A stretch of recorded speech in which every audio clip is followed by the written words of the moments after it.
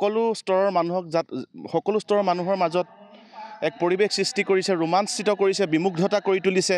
আৰু কহুৱাৰ আগমনৰ লগে লগে যেন শৰতৰ আগমন ঘটিছে। আৰু এই শৰতৰ আগমনৰ প্ৰাক মুহূৰ্তত কহুৱাৰ যি আগমন, কহুৱাৰ আগমনত মেঘবোৰে যেন কথা ক'ব খুজিছে। মেঘৰ আৱৰণ খুলি কহুৱাৰ বতাহজাকক মেঘেও চাবৰ কাৰণে আৰম্ভ কৰিছে। আৰু এই কহুৱাৰ হয়তো প্ৰেমত পৰি, কহুৱাৰ বিমুগ্ধতাত হয়তো কবিসকলে, লেখকসকলে তেওঁলোকে কবিতাত প্ৰাণ পাই উঠে, লেখকসকলৰ লেখনিত প্ৰাণ পাই উঠে, গীতিকাৰসকলৰ গীত ৰচনা হয়। সেইকাৰণে হয়তো ভূপেন হাজৰিকা ডাঙৰীয়াই গাইছিল, কহুৱা বন অশান্ত মন, আল ফুল হাতৰে লোৱা সাৱটি। আকৌ ভূপেন দাই কৈছে যে তোমাৰ উশাহ কহুৱা ফুল। নৱকান্ত বৰুৱাদেৱেও কৈ গৈছে, সৌৱা পথাৰত কহুৱা। নিৰ্মল প্ৰভা বৰদলৈতো কৈয়ে পেলালে যে বসন্ততকৈও শ্ৰেষ্ঠ শৰৎ কহুৱা। গতিকে কহুৱা বৈদিকোত্তৰ যুগৰ পৰা কালিদাস, আমাৰ বাল্মীকি যুগৰ দিনৰ পৰাই কহুৱাই প্ৰকৃতিয়ে স্থান পাই আহিছে। মাধৱ গুৰুজনাই কৈ পেলাইছে, আজি লেটেকুপুখুৰী মহাপুৰুষজনাৰ আমি জন্মস্থানত পুণ্যভূমিত আছোঁ। নাৰায়ণপুৰৰ বিভিন্ন প্ৰান্তত কহুৱাৰ যি আগমনৰ লগে লগে আমাৰ নাৰায়ণপুৰতো কহুৱা ফুলৰ লাস্যময়ী কহুৱাই যেন নতুন বতৰা কঢ়িয়াই আনিছে।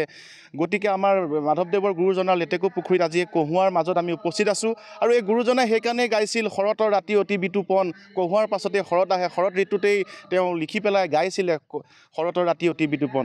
গতিকে একবিংশ শতিকাৰ বিজ্ঞানৰ মহাবলত বলীয়ান হৈ ঘূৰি ফুৰা এই সময়ছোৱাত যি প্ৰকৃতিৰ মনোৰম দৃশ্য, নৈসৰ্গিক পৰিৱেশ, প্ৰত্যেকজন নৈসৰ্গিক কপদকতা হাতত যেন কঢ়িয়াই আনিছে নতুন বতৰা, আশাৰ সঞ্চাৰ। আৰু প্ৰকৃতিৰ এই মনোৰম দৃশ্য কেৱল নাৰায়ণপুৰত এঠাইতে নহয়, বিভিন্ন চুকে কোণে কহুৱাই এক নতুন প্ৰাণ পাই উঠিছে। প্ৰকৃতিয়ে কঢ়িয়াই আনিছে বিনন্দীয়া পৰিৱেশ। আজি লেটেকুপুখুৰী, নাৰায়ণপুৰৰ বিভিন্ন প্ৰান্তৰ লগতে লুইতৰ পাৰৰ কাষে কাষে কহুৱাই যেন দিগন্ত ব্যাপী কহুৱাবোৰ ফুলিব ধৰিছে। আৰু সেই লুইতৰ পাৰত চপৰা চপৰে বুকু খহা শব্দৰ নিনাদিত নিৰ্জনতাৰ মাজত বসবাস কৰা মানুহবিলাকৰ মাজতো যেন এক শুভ্ৰতা কঢ়িয়াই আনিছে, নতুন আশাৰ সঞ্চাৰ কৰিছে।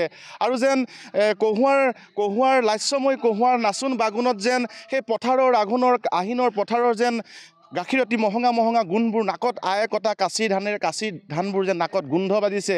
এই কহুৱাৰ কথা কৈ শেষ নহয়। আৰু এই কহুৱাৰ জৰিয়তে, কহুৱাৰ পৰিৱেশটোৰ জৰিয়তে যাতে পূজা পাতল শীতৰ আগমনৰ বাৰুকৈ প্ৰভাৱ পেলাইছে।